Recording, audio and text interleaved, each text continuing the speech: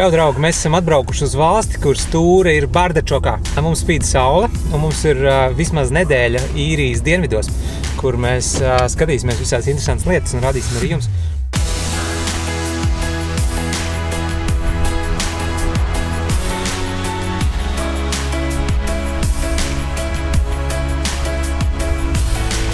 Es zinu, ko Emī dara. Viņš parādīšu, ko dara Emī. Emī reāli skatās sapnīšus. Nē, zini kā, šoreiz ir tā, ka sapnīšus var skatīties neguļot.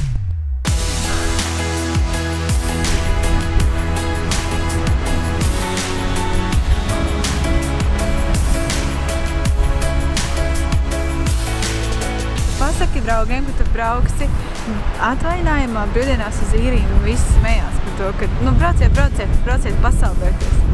Nē, ir jau arī augsts, ir reāli augsts, šitādā vējā ir augsts. Bet mēs esam apdaguši. Kā tas ir iespējams? Es nezinu.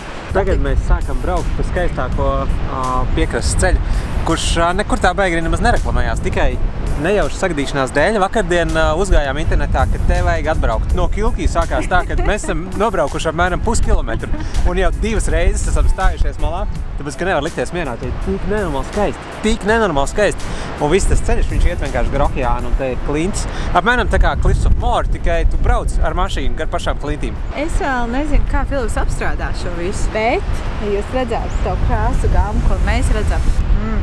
Nu, zini kā, es paņemšu to bildi, ko es nofočēju un ielikšu.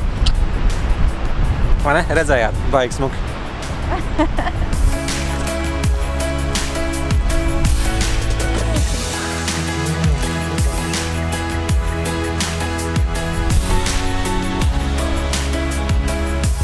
Es tevi nosēdus filmēt jau 2. reizi. Okay. Mūsu mašīnā ir viens cilvēks, kurš neatšķir jūru no okeāna.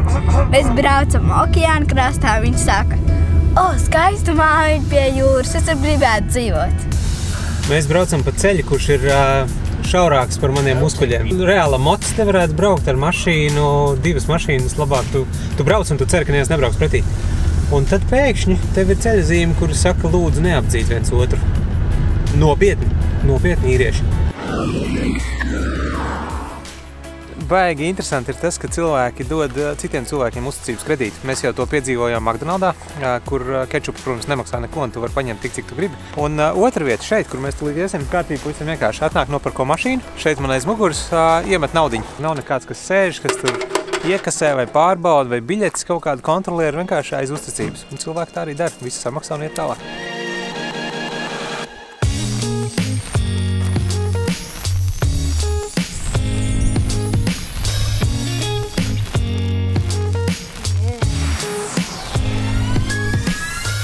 Ja es nebūtu jau sākumā izstāstījis, uz kurien mēs esam atbraukuši, es droši vien varētu mierīgi samuldēt, ka mēs esam, piemēram, Fēru salās. Tur tās klintis un krasti ir tikpat iespaidīgi, pilnīgi vertikāli, metriem augstu tieši pirms okeāna.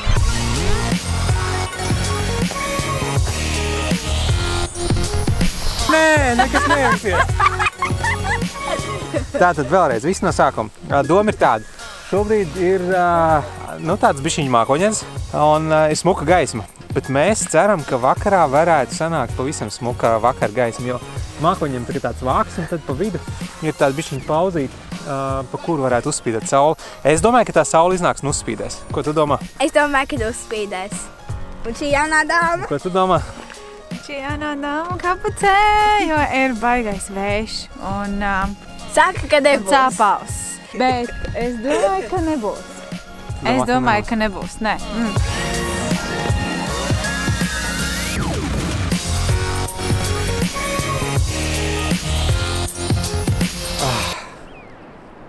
Tagad ir žēl, ka es to dronu nenopirku tieši pirms brauciena.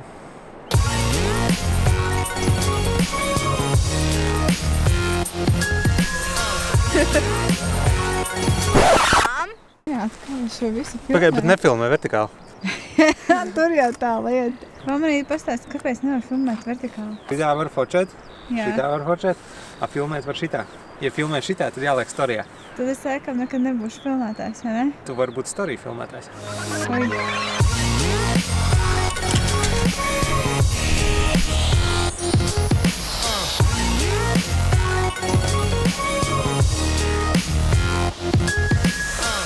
Redziet tos tur 3 melnos, kas ir man aiz muguras? Zini, kas tas ir? Tas ir ēnas. Un zini, kad ir ēnas? Ēnas ir tad, kad ir saule. Kuram bija taisnība? Mums! Jums! Es varu. Uzvarētā īstenībā mēs esam pilnīgi visi, jo tāpēc, ka šajā vietā dabūt sausu foršu laiku bez lietus, bez nokrišņiem un vēl dabūt arī saule, kas iznāk ārā.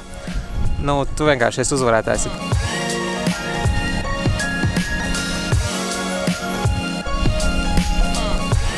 Tas tev zāģēja? Nē.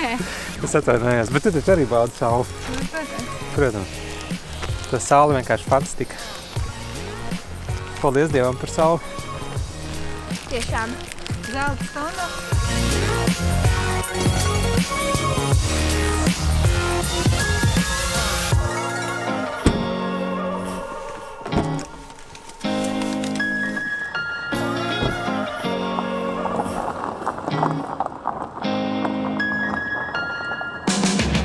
Kalnarpērs ir visaugstākā kalna pārēja Īrijā. Baigais vējš. Mati vispār visu laiku stāv ezītī. Jā, tikai šo rūpāks.